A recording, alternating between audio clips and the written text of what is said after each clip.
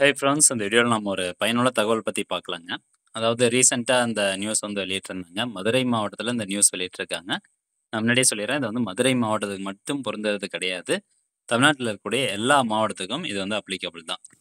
So பட்டாவிலிருந்து நீக்கிவிட்டு வாரிசுதாரரை சேர்க்கலாம் அப்படிங்கிற தலைப்பில் வந்து இந்த நியூஸ் வெளியிட்டிருக்காங்க. ஸோ நாம் ஃபுல்லாக படித்து காமிச்சிடுறேன்.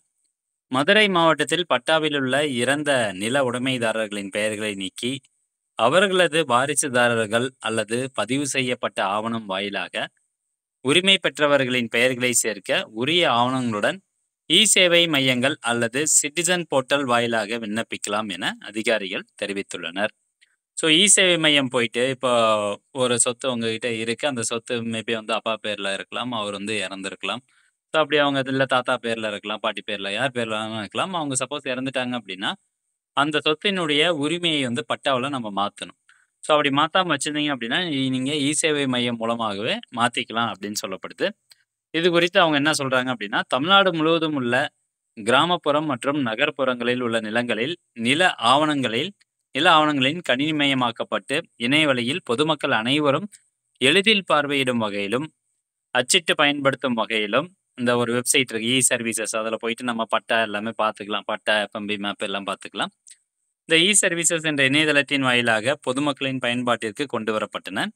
இருப்பினும் பல சிட்டாவில் உள்ள பட்டாதாரர்களுக்கு இறந்தவர்களின் பெயர்கள் நீக்கப்படாமலும் அவர்களின் பெயர்களுக்கு பதிலாக வாரிசுதாரர்களின் பெயர்கள் சேர்க்கப்படாமலும் உள்ளன. எனவே பட்டாவிலுள்ள இறந்த நில உடைமைதாரர்களின் பெயர்களை நீக்கி அவர்களது வாரிசுதாரர்கள் அல்லது பதிவு செய்யப்பட்ட ஆவணம் வாயிலாக உரிமை பெற்றவர்களின் பெயர்களை சேர்க்க விரும்பும் பொதுமக்கள் உரிய ஆவணங்களுடன் இ-சேவை மையங்கள் வாயிலாகவோ அல்லது சிட்டிசன் போர்ட்டல் வாயிலாகவோ விண்ணப்பிக்கலாம். மேற்படி விண்ணப்பங்களை ஆவணங்களின் அடிப்படையில் எதிர்வரும் காலங்களில் பரிசீலனை செய்யப்பட்டு பட்டாதாரர்கள் பெயர் மாற்றம் தொடர்பாக நில ஆவணங்களில் உரிய மாற்றங்கள் செய்யப்படும் அப்படின்னு சொல்லியிருக்காங்க.